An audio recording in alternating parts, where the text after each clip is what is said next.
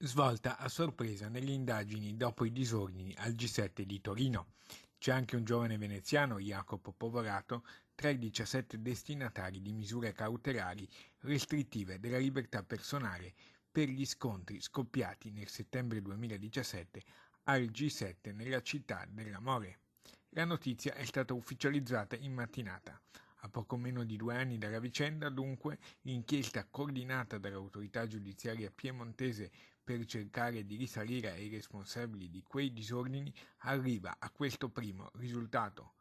Povorato è stato identificato tra il gruppo di antagonisti contrari al G7.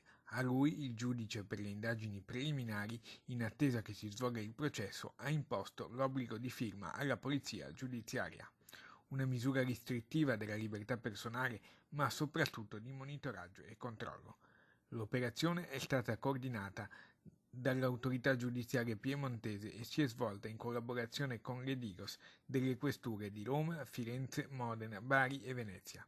La vicenda nel settembre 2017 aveva destato grande scalpore in città. Si attende ora la replica dei centri sociali veneziani che avevano aspramente criticato il vertice. Ancora nessun commento invece da parte dell'interessato e dei suoi legali. Si attende di conoscere nel dettaglio quali siano le motivazioni del provvedimento.